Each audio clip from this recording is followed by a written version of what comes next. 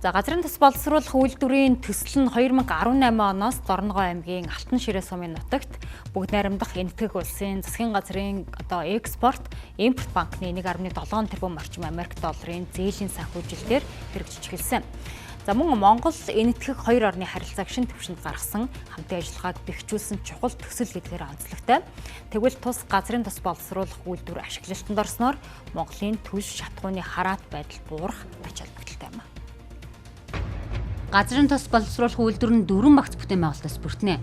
Тодорхойлбол 1-р багц буюу технологийн бас барилга байгууламжийн хүрээнд иргэний 11 барилга, ус дамжуулах систем, эрчим хүчний байгууламж, талбайн ил, далд, дэд бүтцийн барилга хөсрэлтийн ажлыг 2024 онд дуусгаж, усын комисс түлхээлгүйч байнгын ашиглалтад шилжүүлсэн байна.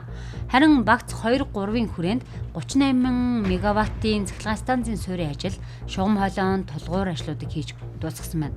Танад хөрөмжийг ирэх 2026 суурилж дуусгахаар төлөвлөжээ. Хоёр улсын төр засгийн байгууллагуудын шийдвэр нэмэлт санхүүжилт шаардлагатай болсон түүнийг шийдвэрлэхтэй холбоотойгоор анх төлөвлөж байснаас ялгүй хойшлоод энэ оны 2 сарын 6-нд 25 оны 2 сарын 6-нд бид нэр 4-р багц ажлын гэрээг байгуулсан.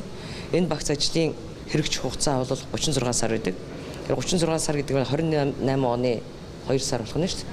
Гэхдээ бид бол аль болохоор шахаад тийм ээ 27 онд багтаагаад барилга ухсралтын ажлыг нь бол ямар ч хэсэн дуусгачих юмсан гэж бодож байгаа. Бид нар бол нэг тийм газрын тосны боловсруулах үйлдвэрийн том төсөл хэрэгжээд энэ дээр бас үйлдвэр технологи, аж үйлдвэрийн паркууд байгуулагдах ийм төлгөө байгаа учраас бол энэ чиглэл дээр хамтраад ажиллах боломжууд бол нэлээд гарах бах гэсэн юм бодолтой байна. За 10 жилийн өмнө бид нар стратегийн түвшилт хүрэхдээ модын ерөнхий сайдын үеэр бас хэд хэдэн томоохон төслүүдийг тохирч хэрэгжүүлж байгаа. За энэ хамгийн том төсөл нь бол газрын тосны үйлдвэр.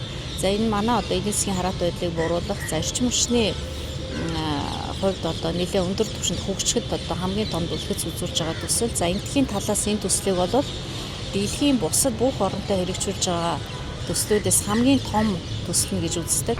Төслийн хүрээнд Дорногов аймгийн Матад сумын нутаг дэвсгэрдэх газрын тосны олборлолтын тосон уул 19-р талбайгаас Дорногов аймгийн Алтан ширээ суманд барих газрын тос боловсруулах үйлдвэр хүртэл 527 км урттай газрын тос дамжуулах хоолой байгуулна. Одоогийн байдлаар 521 км урт хоолойг гагнаж, шалгаж буулсан бөгөөд дамжуулах хоолойн төсөл 87% гүйцэтгэлтэй.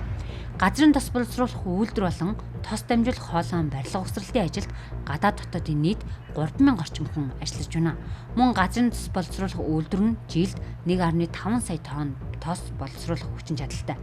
Тодорхойлбол автобензин 396 мянган тонн, дизель түвш 824 мянган тонн, онгоцны түвш 80 мянган тонн, зуухны түвш 47 мянган тонн гарах боломжтой гэсэн урьдчилсан тооцоолол гарчээ. Тус үйлдвэр ашиглалтанд орсноор зөвхөн төлс шатхууны асуудлыг шийдвэрлэх зогсохгүй эдийн засагт цоошин нефт химийн салбарын суурь тавигдаж бусад салбарт тус үйлдвэртэй харилцан хамааралтайгаар хөгжиж олон толгуурт эдийн засгийг бий болгоход чухал нөлөөтэй юм а.